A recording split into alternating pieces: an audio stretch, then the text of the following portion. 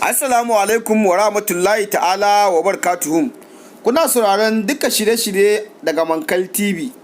Ku danna subscribe sai ku danna ƙararrawar sanarwa domin samun duka shirye-shiryenmu akai-akai. A yau ne za ku samu labarin an raba auren wata mata domin ta ce mijin nata ɗan ƙarya ne. Sai ku biyo mu sha labari.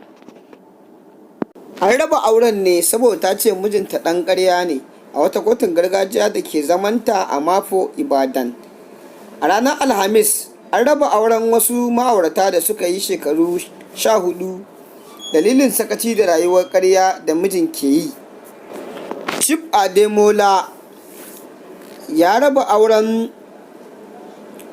Bukola da Aziz saboda a samu zaman lafiya da lumana kamar yadda Daily Trust ta kawo. Odunade ya ba wanda aka yi karar ikon rike yara biyu, ya ba wadda ta yi karar sauran yaran biyun. Ya umarci Aziz ya rika biyan tsohuwar matarsa naira 10,000 a matsayin kudin ciyarwa, kana shi zai rinka biyan kudin makarantarsu da kuma kula da walwalarsu. Tun farko Bukola mai sana'ar trader da ke zaune a Omi a Fata a Ibadan ta ce ba ta son ci gaba da zaman aure da mijinta Aziz saboda wahalhalun da take sha a hannunsa. Ta ƙara da cewa mijinta yakan yi mata rauni da adda a duk lokacin da suka samu rashin jituwa. Wasu lokutan Aziz yakan rufe ni a waje sai na dangana da kwana a wani masallaci da ke kusa da mu saboda tsaro. Aziz yana rayuwa irin ta bushasha a unguwarmu, yana shan barasa ta fitar hankali kuma baya kulawa da yaransa. Irin rayuwar da yake yi kan saka mutane su rinka tunanin muna cikin daula, amma ba su san cewa matarsa da yaransa suna fama da yunwa ba.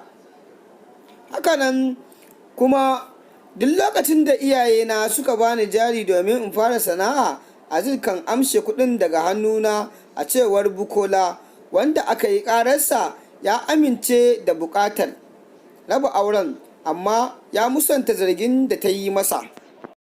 Aziz, direban babban mota, ya amince a raba auren domin matarsa tana da wuyar sha'ani. Da gaske ne wani lokutan nakan ranci kuɗi a hannunta amma nakan biya bashin duk lokacin da na karɓa. Amma duk da haka ta rinka damuna kamar tana bi na bashi. Dalilin da ya sa na rufe ta a waje shine saboda ba ta min biyayya. Bayan da 'yan fashi suka kawo mana hari wata rana, da na yanke shawarar kowa ya rinka dawowa gida da wuri.